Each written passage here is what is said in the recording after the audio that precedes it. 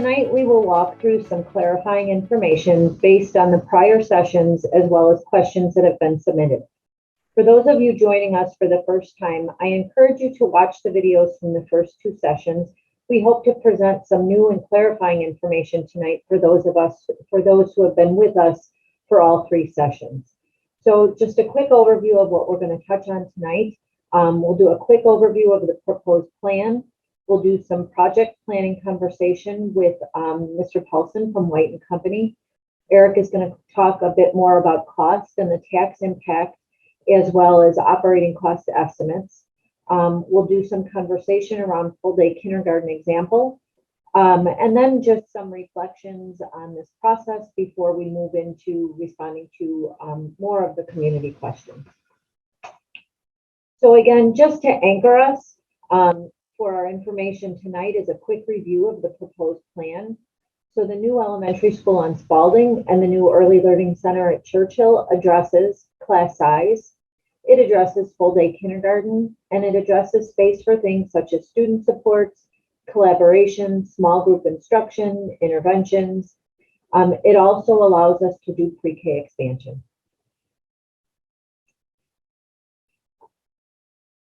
So as I said, as we move into this next slide, and in response to some questions that have been asked about project planning and sequence of events, we've invited Brad Paulson from our architectural firm of White & Company to walk through this for our audience.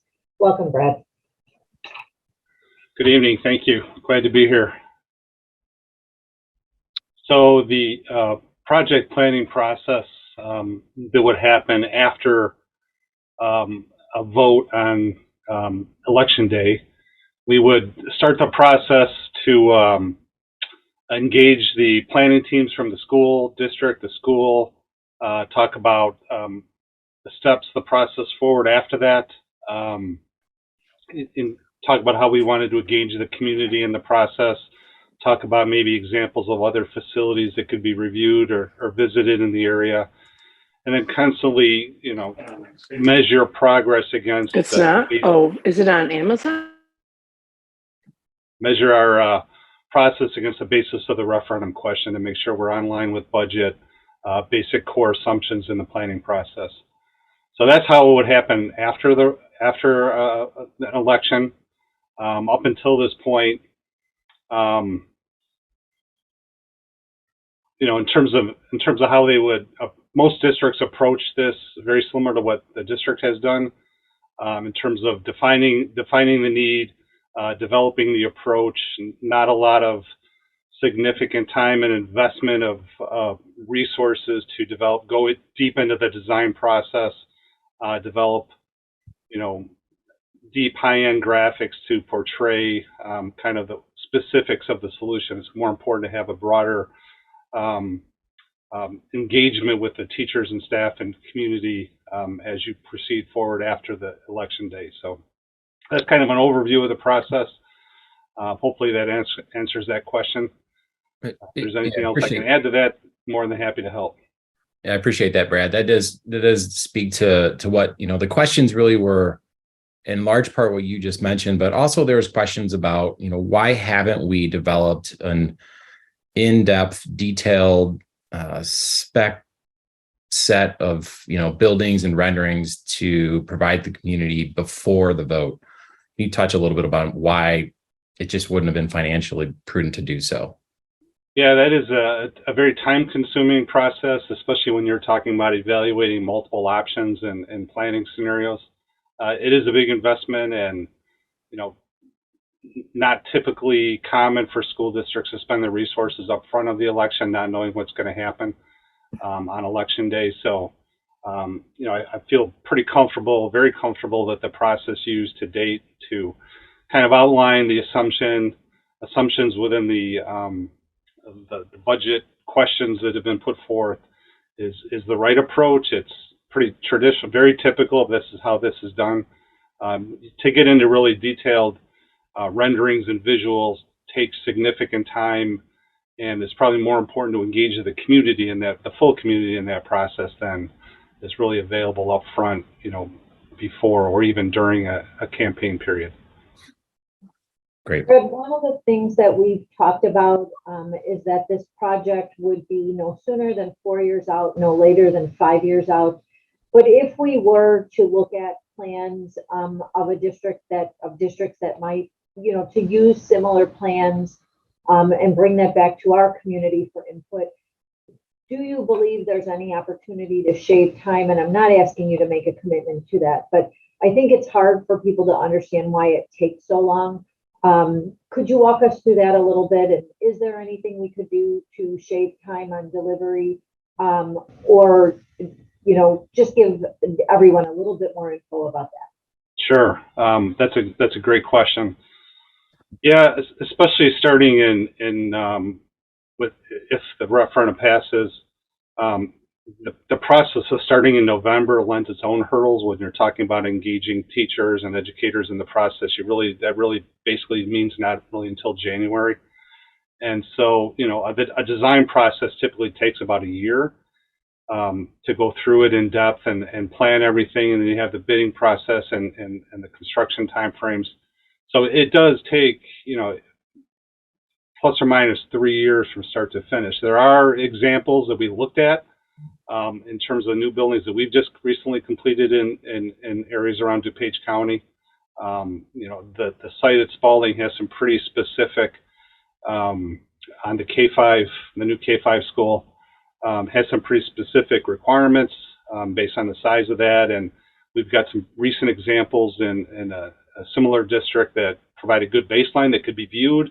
And if there was the possibility of or thought of even kind of taking those plans and making them unique to School District 41 in the Glen community, there's certainly a lot of savings, probably in cost and time, in doing that if it was a good fit. Thank you for answering that. I think for people who haven't gone through this process, understanding how long it takes sometimes can be a bit confusing. And so we just wanted to scale this in terms of time and something that's very realistic. But if we can find ways that meets community expectations to shave time, we will. But I think doing the right work the right way is important. So thank you for that. Yep, you're welcome. All right. And then just real quick, Brad, thank you for joining us tonight. You're welcome to stay around if you'd like, or feel free to close out, and we'll be in touch. All right. I'll fade into the background for a little while. Thank you.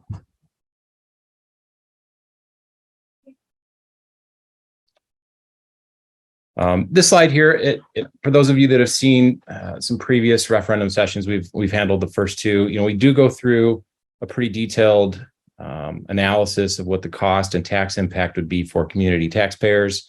As you can see on this slide, the estimated cost to taxpayers is $49 million. That's the amount that is on the referendum question. It will be on the ballot on November 8th.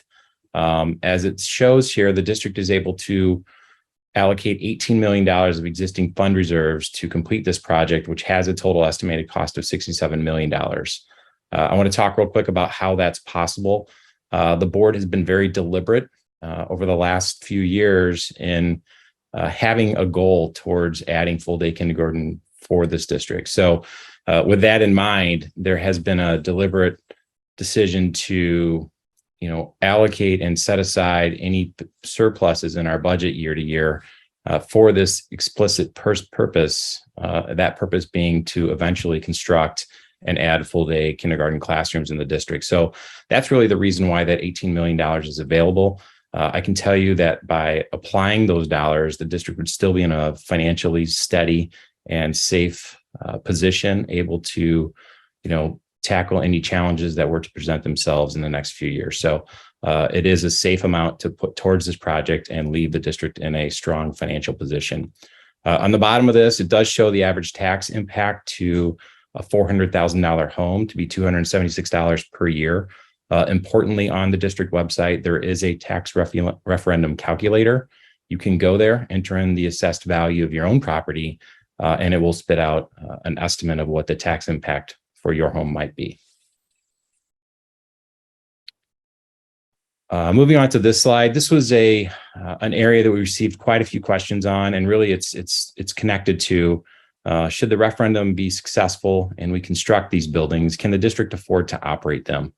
In order to illustrate the district's ability to do so, we did prepare some projections that were presented at the October 5th special board meeting. I encourage you to go back and watch that video. We go through them in a bit more detail than we were tonight, but one of the takeaways from that presentation was really a question connected to, what was built into those projections as operating expenditure increases, meaning when we open a new K-5 school and a new pre-K center, how are we going to staff it? What are those costs going to be? How are we going to be able to absorb those costs moving forward? So on this screen is just a summary of those efforts. We went through the exercise of going both at the K-5 school and at the EC center and identifying, after the shifting of staff, based on student enrollment and how we would divide students into the new school, what additional resources and individuals would we require in order to operate that school? So that's what you're looking at in front of you right now, is just a summary of that exercise. For a little more detail in, costing this out, we did go almost program by program to identify, what do we currently offer in our elementaries? How many staff would it take to offer that same experience at a new K-5? And that's how we got to these numbers. So back to the projections I referenced a second ago, in those projections, it does show after a construction, period where we build the buildings, we sell bonds to have the funding to do so, and then operate the building. By the end of that 5-year projection, it does show the district is in a positive position, meaning that our revenues would exceed our expenditures in year 5. And it would really support that statement that the district is able to construct and operate these new buildings without going back to the community to ask for an operating rate increase. That's commonly what happens if, for instance, the district were to build something and not be able to afford it. Frequently, you would see that school district, and not going to be the case in District 41, but they would then need to go back to their taxpayers and say, hey, we've got this new facility, but now we need to ask you for an additional tax to operate the building. We will not need to do that in District 41. Okay. Another question that's been asked is about enrollment numbers.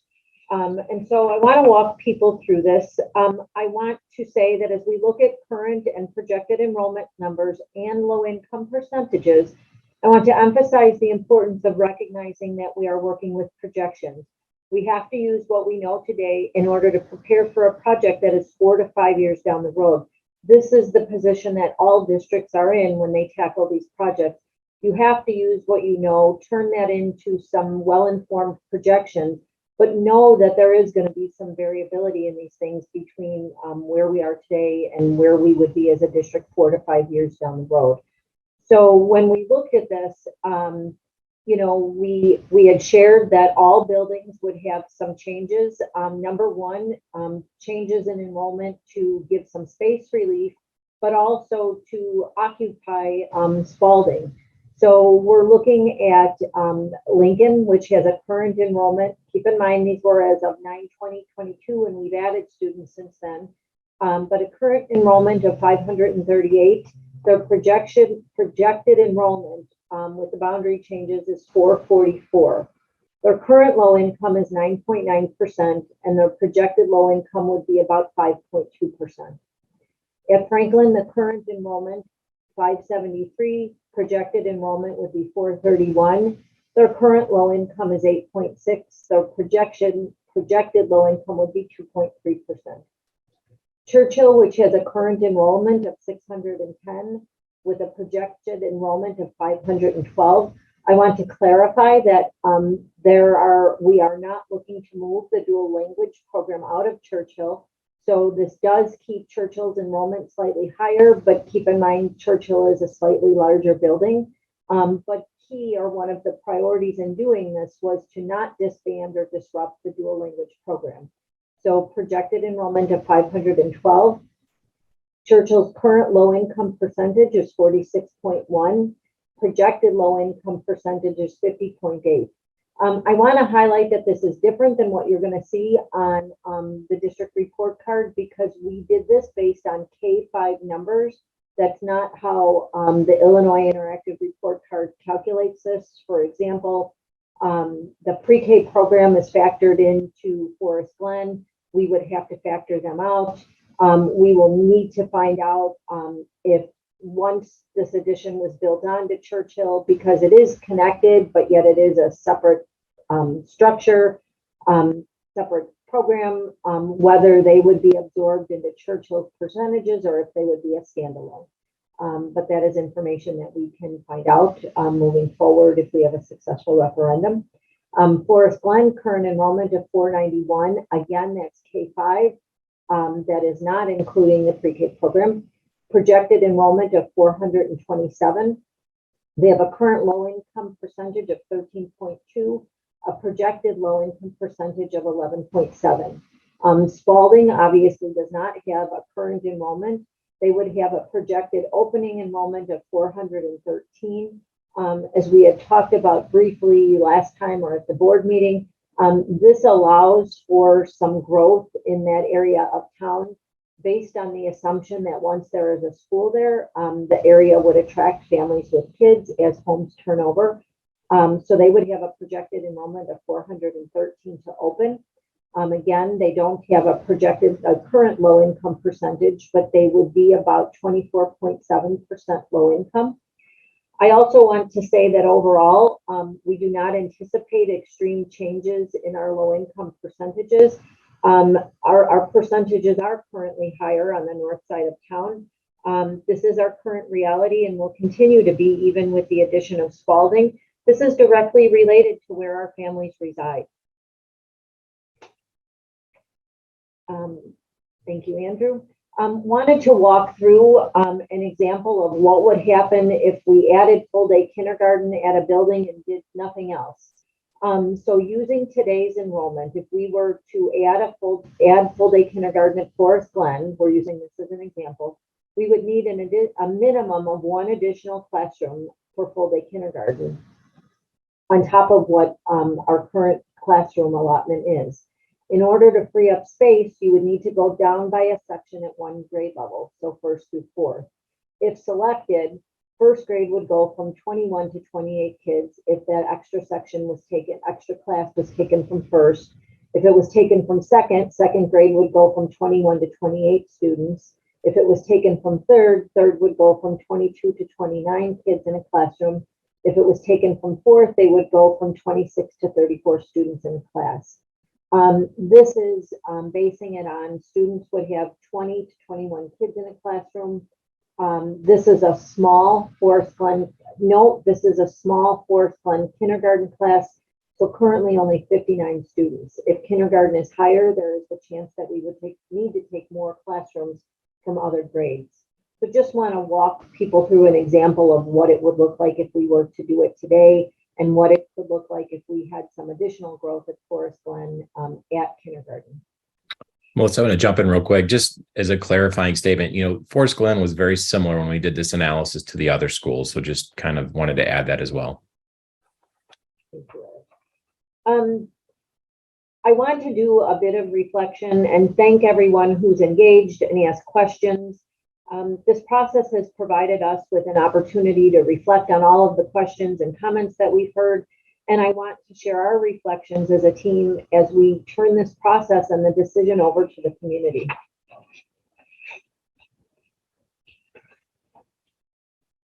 So first off, I would like to say that education looks vastly different today than it did 20 years ago. Regardless of where you stand on the referendum, the one thing that I hope we can all agree on is that what school looks like will continue to change. Schools must prepare students for a future that we cannot even fully imagine at this time. Technology has changed how we live, how we work, and certainly how we learn. This plan is a comprehensive plan that will enable the district to provide for the needs of the students, regardless of what those needs might be. Regardless of what school looks like in 20 years, we will have the space needed to deliver what our community expects. Some say that we are asking for more than we need, that we should take a bare bones approach. Others say they want a solution that lasts way into the future for the district. What I know is that this community has high expectations, and rightfully so, for this district. This plan incorporates those very high expectations and allows us to fulfill them for all students whom we serve. Our neighbors are already doing this work. that we hope to do by providing full-day kindergarten and creating space for innovation and creativity, for services and supports. Just yesterday, we received an invitation to tour spaces in a neighboring district that are described as unique, flexible, relevant, collaborative, and comfortable learning spaces for current and future students. This work is happening all around us. This is not a unique challenge to District 41. Finally, the reality of a project of this magnitude takes time. Mr. Paulson shared with us the timeline from a successful referendum to opening doors. I would encourage this district to use the gift of time wisely and to continue to monitor and to discuss the important issues of boundaries, enrollment, and equity. We have the time. I am certain that any board will exercise the due diligence and stay on top of these issues and continue the conversations and oversight. We want to move now into the question and answers. And so Eric and I are going to be going through questions that were submitted. Some have been answered in the presentation and some we will answer specifically here. We have clustered questions into common themes. So we're going to do our best to work through all of these. Question one is, will half-day kindergarten still be an option? I touched upon this in an answer previously. Parents will always have the option to send their child for a half day of learning. I don't anticipate that if we were to bring full-day kindergarten to District 41, that we would need specific half-day kindergarten classrooms, because I don't believe we would have enough students at every building to fill a half-day kindergarten classroom. If that was the case, that's certainly an issue that the district could tackle at that time. But gauging the response to full-day kindergarten in other districts around us, there are few, if any, requests for half-day, and we can certainly accommodate those in our full-day classes.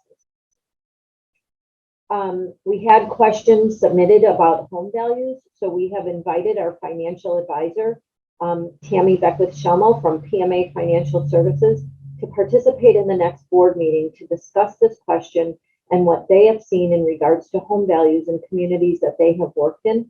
Tammy will be joining us, so I would ask that we will work through this issue and this topic at the next board meeting.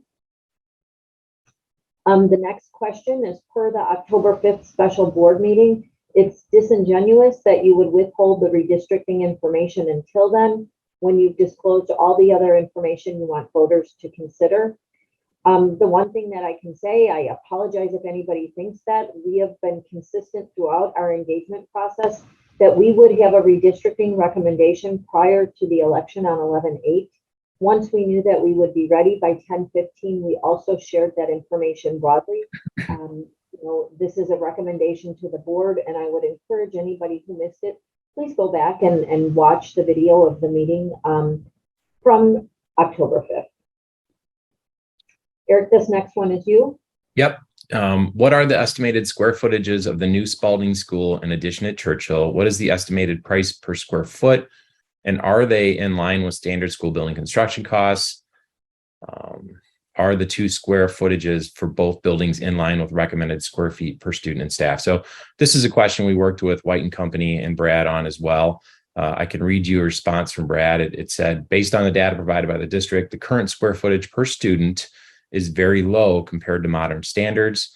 Abraham Lincoln is approximately 110 square feet per student. Ben Franklin is approximately 110 square feet per student.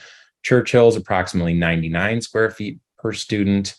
And Forest Glen is approximately 84 square feet per student. The new proposed elementary school has a target of 130 square foot per student, which would be in line with modern construction standards.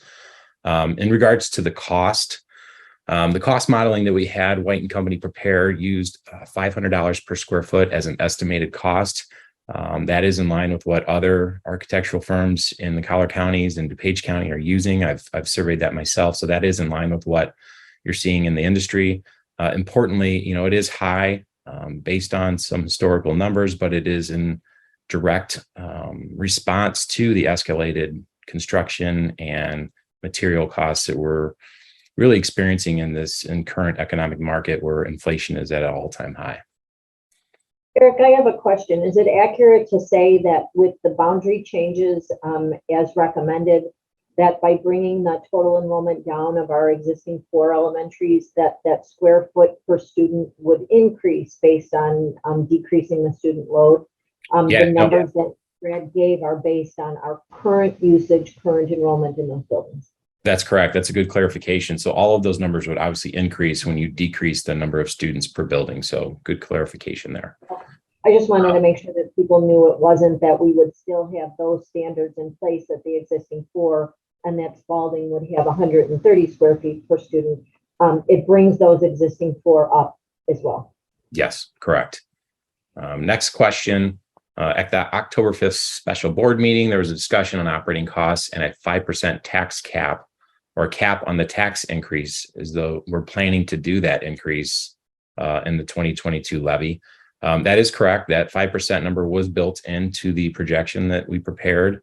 CPI was 7.0% last year. PTEL, which is a law that governs the maximum increase permissible to school districts year to year, caps that number at 5%.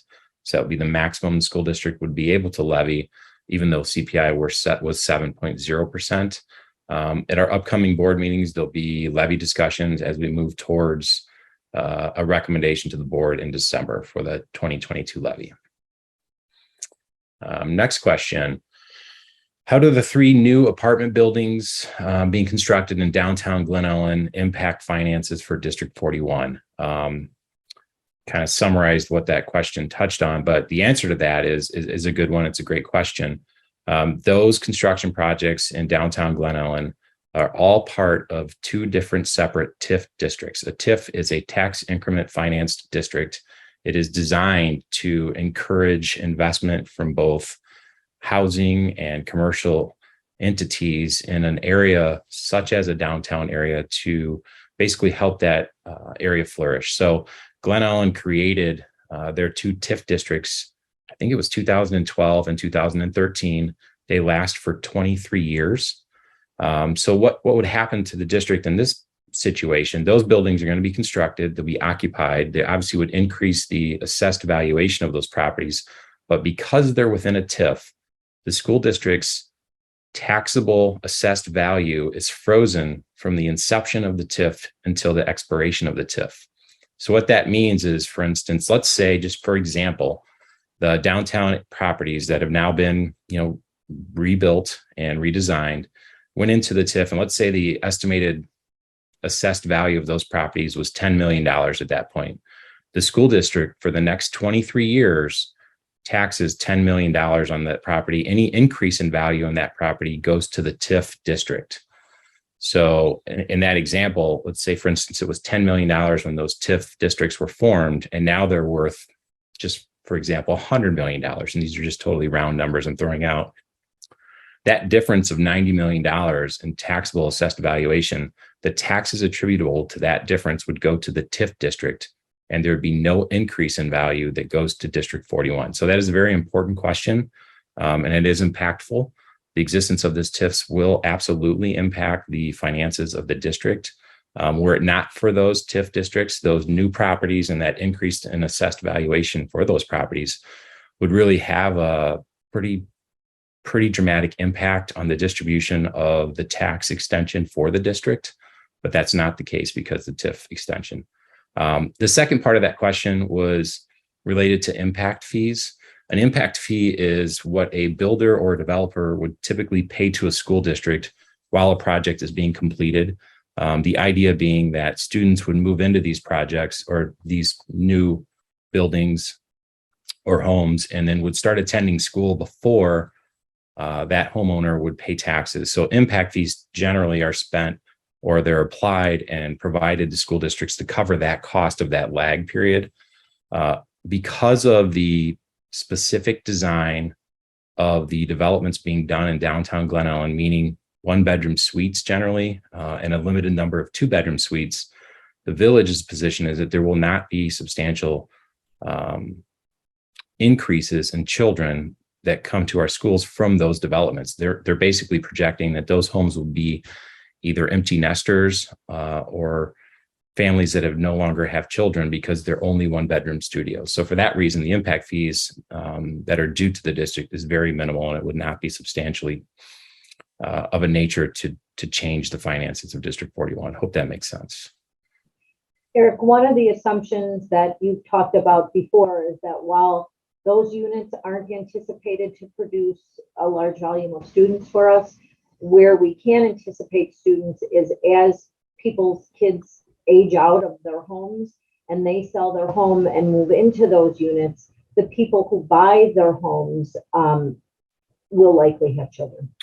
Yeah, that's a theory that's going around, and I think it holds some weight. And basically, if you're an empty nester and you live in Glen Ellen and you want to stay in Glen Ellen, these properties might be very attractive to those families. So, those empty nesters that live within our boundary today, that their children have already grown past the K-8 and high school stage, they may buy one of these single bedroom or maybe 2-bedroom developments, and then they're going to be selling their homes. And Glen Ellen is a coveted real estate market right now, and likely a lot of those sales would go to families with young children. So that might also result in some increased students.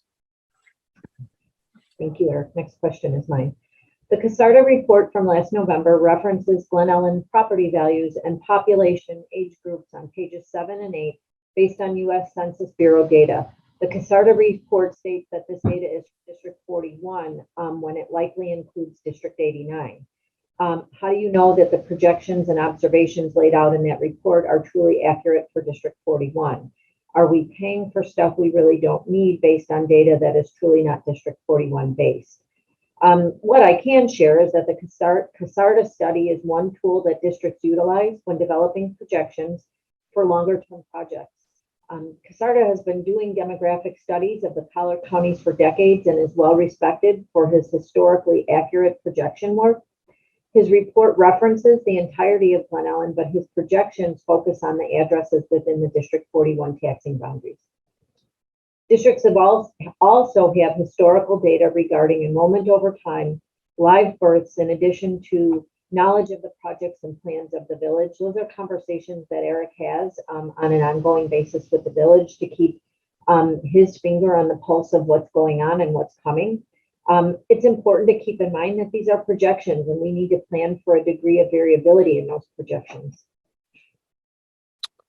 Next question. When the portable classrooms at the elementary schools were eliminated, what factors weighed against building additions that would be capable of later second story expansion? That's a great question. I wasn't here when that happened. I do believe that the motivation for that was cost. At that point, the district did take basically they borrowed money to construct those additions. My understanding is that, by doing that, they're able to accomplish those additions and remove those portable classrooms. Having built them to accommodate future second story increases would have been more expensive. So that would probably be the reason why that was done that way. Thanks, Eric. Why were the boundaries for the school not disclosed earlier? What is the rationale behind the boundaries? Please watch the video from the 10-5 board meeting because we did discuss the rationale behind the boundary changes, along with some of the challenges that we found as we were looking to make these changes, and basically the process of how we use the tool that really allowed us to drill down block by block to see where our student density is. And it came down to really more evenly distributing enrollment across a projected 5 buildings and trying to make, correct some bus scenarios that we have going on now where kids are bused clear across town and past multiple buildings. So again, we shared the boundary recommendation as soon as we had them done.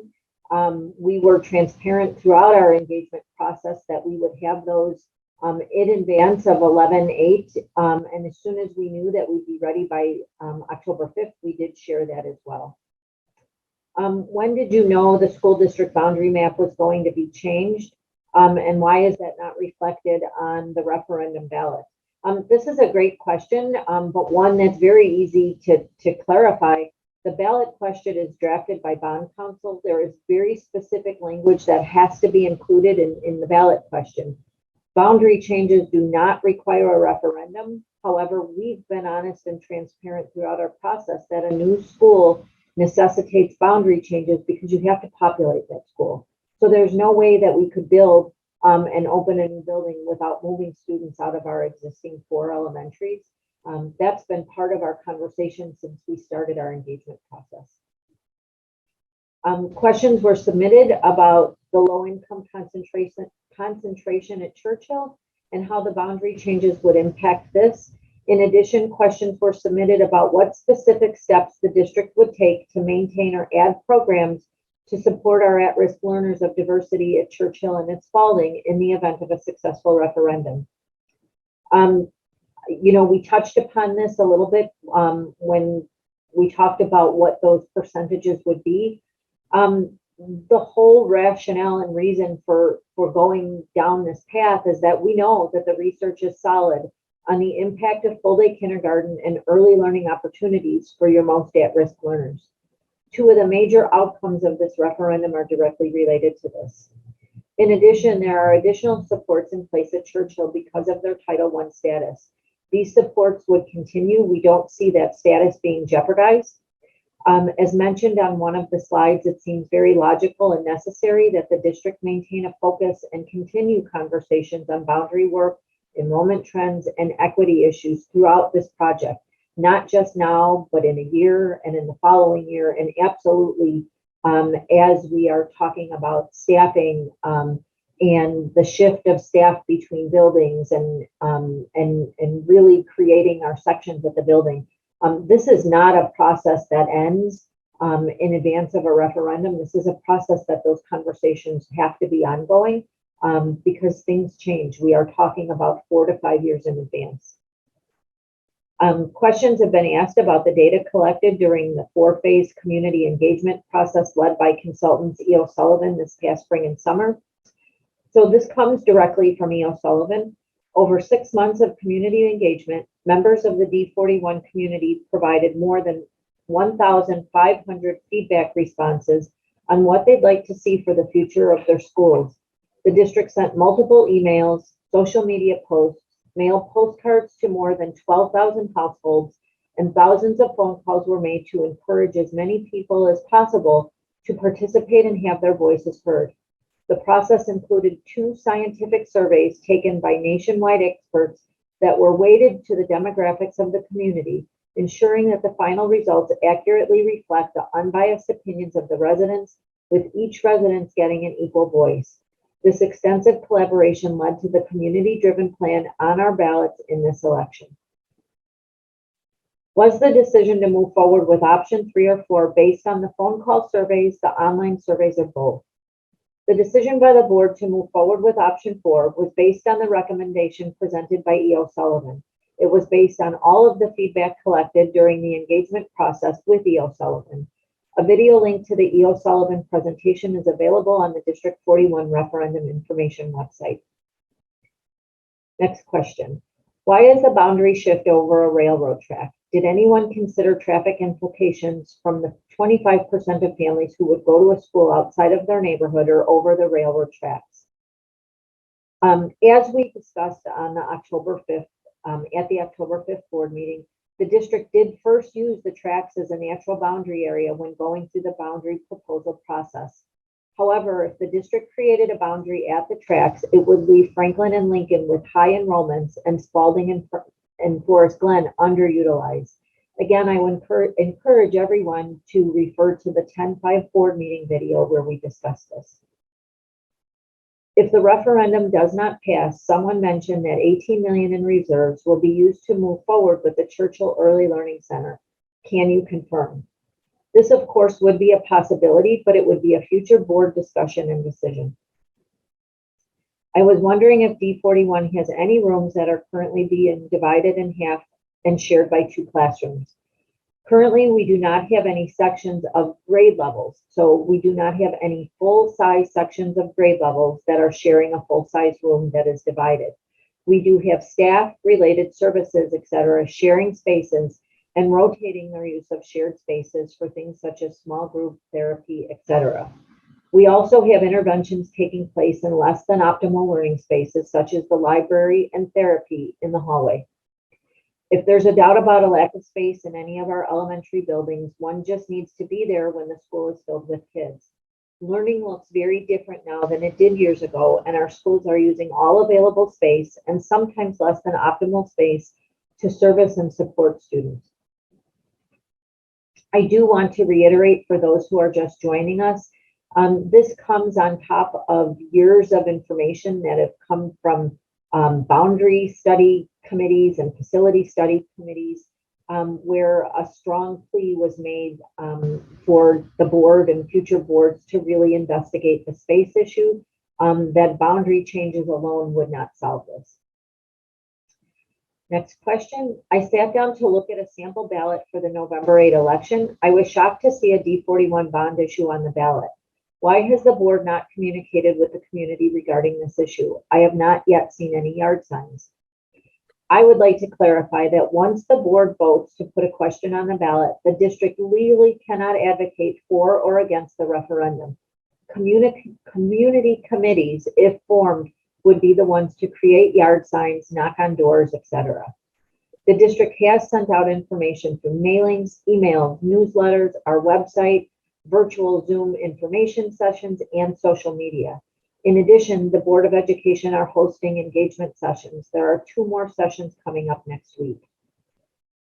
Will the pre-K program only be located at Churchill, or will there be pre-K at the other schools as well? If built, the new pre-K Early Learning Center would be located just north of Churchill Elementary and provide preschool for all communities. We would not have devoted preschool classrooms in all of our schools. That is not an efficient way to utilize staff or all of the things that are right size and specialized to a pre-K environment. Eric, this next one is you. Yeah, how is the district paying for the additional operating expenses of the new school? So we talked about this a little bit earlier, but specifically to answer that question, and we went over this at the 10-5 special board meeting, that basically there exists space between the revenue and expenditure expectations for the district to cover those additional expenses. One major variable I would point out is we are at the end of a capital project long-range plan where we do have an expected reduction in our summer capital project spending of approximately $1 million. So that absolutely helps the district have that capacity to absorb those additional operational expenses. Eric, can you please, a question, clarify? This does not mean that we will not be doing any capital project work. This means that the big ticket items that were lingering will be completed, and then we can resume more of a lesser spend on capital projects, but we are still absolutely intended and committed to maintaining our buildings. Yeah, no, that's a good clarification, Dr. K. So what I was referring to is there was very specific large projects, HVAC, roofing, mechanical systems in the buildings that needed to be repaired. And that was why the 2017 referendum was necessary, not just to do the addition at Hadley and to reconfigure the entryway at Churchill. It was to tackle some of these large, expensive facilities projects. So now that those are complete, we're going to cycle back to what we historically had done, which was more of about the $1 million to $1.25 million per year in facilities maintenance and upkeep. So that's a good clarification. Next question is, how many sections will there be of each grade level at each school with the proposed boundary changes? I'd like to talk a little bit about sectioning and how we looked at this. We have and would look at the enrollment numbers by grade level at each school. Using the low end of the class size target, we would determine the number of sections needed for each grade level. For example, if a school had 63 kindergarten students, the low end of the class size target is 21. This would equate to 3 sections of full-day kindergarten. This process would be used then at each grade level to determine sectionings remaining at the existing 4 elementaries and also to move forward the sections needed at Spalding. By using the low end of the class size target, it allows for growth at each grade level prior to having to add an additional section. It's important to note that with this plan, the buildings would have space that if enrollment came in skewed, and it typically does, that, you have a heavy, I'll just say fourth grade. You're already heavy in fourth grade, and it seems like every new student that moves in comes in at fourth grade. This would allow buildings to have the space to open a new section at a grade level as needed, but also by filling and projecting those sections based on the low end of the class size target, it gives every grade level room to grow without having to add an additional section. So that's how we would look at sectioning. That's how I would encourage this conversation to move forward. If we have a successful referendum, to continue to keep a pulse on sectioning. Doing it this way allows us to know what we need remaining in the existing 4, so that we know how we can then shift staff to keep the hiring of new staff as minimal as possible. But we do have a very clear way to determine our sections and make sure that we are amply staffed in the existing 4 and that we're amply staffed in the new 5th elementary if that's the direction that we're able to go. The next one's mine. If the referendum passes, how many years will we be paying for the bond portion of our taxes or on our taxes? And will our taxes go down after the bonds are paid off? Typically, the district has issued bonds on a 20-year repayment schedule. And as they reach that maturation and we pay them off, yes, your taxes would go down. So as those issues expire after 20 years, you'd see a decrease. Eric, can I ask a question to make sure that I understood this correctly as we've talked with our financial advisors? One of the things that happens post-referendum, if successful, and I know that PMA will talk about this when they attend the board meetings that are coming up.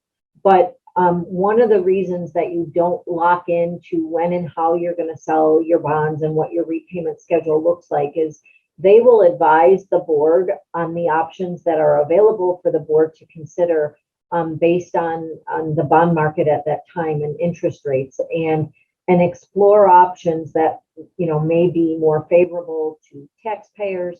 But those are decisions that come after a successful referendum because the market can change dramatically. And also they would weigh in and advise at what point it's most opportune for the district to use the 18 million from fund reserves. So all of that comes into play to get the most favorable scenario for the district and for taxpayers. But those conversations will be held in open session at upcoming board meetings, correct? Yeah, that is correct. Yeah, there are a number of different options available for school districts when you enter into that bond discussion. And having an outside expert like PMA come and advise the board is really going to be invaluable because there's no telling today as we sit here, what is the best solution come, post November 8th. And that's where you really get that value of an outside professional who does this for a living, and they really can give us those options and advise the board on what's the best solution and what's going to be the best cost solution for our community. Next question. Will projected enrollments in future years support the continued need for an additional school? We don't want to sell another school. We don't want to sell another school as in the past and then rebuild. Our demographic study does not indicate that we will experience a significant decline in enrollment. This plan positions the district to be able to navigate enrollment fluctuations as well as changes in what teaching, learning, and instruction looks like in the future. And additionally, we talked about this just a little bit earlier, but when you consider the number of housing units being constructed in the downtown area, it's very likely that current empty nest families will wish to stay in the area and consider moving into these properties. And when they do so, it's also very likely that those homes will be sold to younger families that very possibly would have children that would result in an uptick in enrollment. So this plan really positions us in a position that isn't going to be threatened by a projected decline in enrollment. And based on our current kind of capacity at each school district or school building, it really would provide the flexibility that the district needs moving forward. All right, I think that was our last community submitted question. So thank you to all for joining us. Thank you for submitting your questions. And thank you to our panelists, especially special guest Brad Paulson. We appreciated his time to come in and answer those questions. Just wanted to remind you to please visit our website, d41.org, for more details about the referendum. And we do keep updating that website with more information as we move along with the process.